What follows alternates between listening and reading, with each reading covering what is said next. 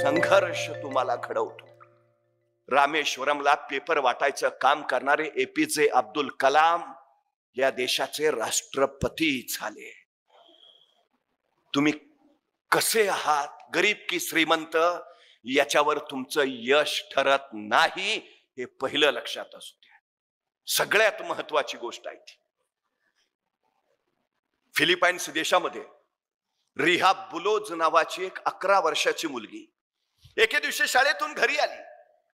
आल्या आल्या वडिलांना म्हणाली, बाबा, शाळेच्या धावण्याच्या स्पर्धेत माझा पहिला क्रमांक आला. वडिलांना प्रचंड आनंद झाला. अभिनंदन बेटा, खूप खूप खूप अभिनंदन, खूप छान.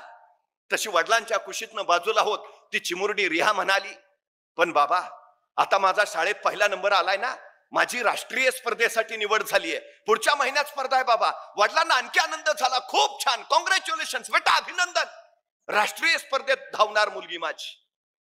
पण त्याच वेळी ती चिमुरडी म्हणाली, पण बाबा, आता मी राष्ट्रीय स्पर्धेत पडणार ना, मग मला स्पोर्ट्सचे शूज लागतील. बाबा, घ्याल ना धावण्याचे बूट? वडील म्हटले, घेऊया. या महिन्याचा पगार आला ना की तुला स्पोर्ट्सचे शूज जरूर घेऊया. ती चिमुरडी आनंदाने उड्या मारत मारत सरावाला निघून गेली. दिवस गेले. आता राष्ट्रीय स्पर्धा 4 दिवसावर आली.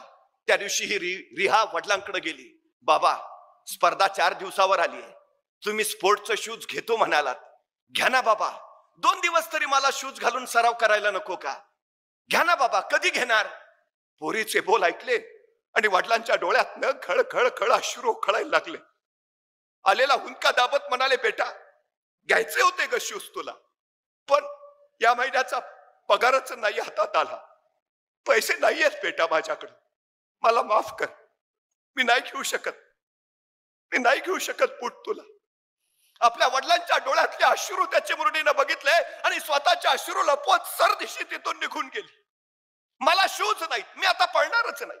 मला बूट नाहीत ना, मी धावणारच नाही, असा नकारात्मक विचार तिनं केला नाही.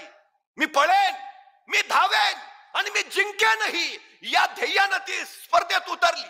सगळे स्पर्धेतले स्पर्धक स्पोर्ट्सचे कपडे घातलेले, स्पोर्ट्सचे शूज घातलेले आणि त्यांच्या रांगेत उभा आहे ही अनवाणी पायाची 11 वर्षाची चिमुरडी रिहा. आता काही क्षणात स्पर्धेला सुरुवात होईल. सगळे स्पर्धक एका रांगेत उभा राहिले. प्रत्येकाच्या पायात स्पोर्ट्सचे शूज.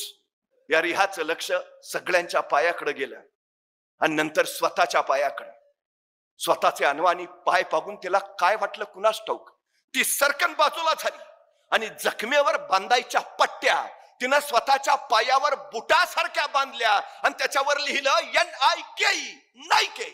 जणू नाईकेचे शूज घालून ती उभा आहे. आणि बघता बघता स्पर्धेला सुरुवात झाली. स्पर्धक पळायला लागले. ही अनवाणी पायाची रिहा धावू लागली. पाय ठेचकाळत होत्या, रक्ताळत होत्या, वेदना होत होत्या, पण तिला फक्त ध्येय दिसत होतं, जिंकायचंय, फक्त जिंकायचंय. बेभान पळत राहिली. 400 मीटर, 800 मीटर, 1500 मीटर या तिन्ही धावण्याच्या स्पर्धेत ती 11 वर्षाची चिमुरडी पहिली आली.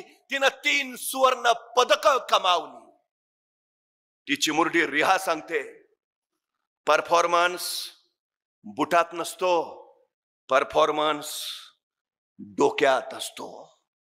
तुमच्या पायाला वेग बुटामुळे येत नाही, तुमच्या पायाला वेग तुमच्या उरातल्या जिद्दीमुळे येतो.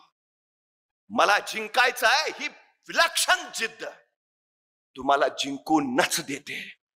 या रिहाचा पराक्रम नाईके कंपनीला कळाला आणि या नाईके कंपनीनं जाहीर केलं, इथून पुढं या रिहाचा सगळा खर्च आमची कंपनी करेल. तुम्ही सुरुवात करा.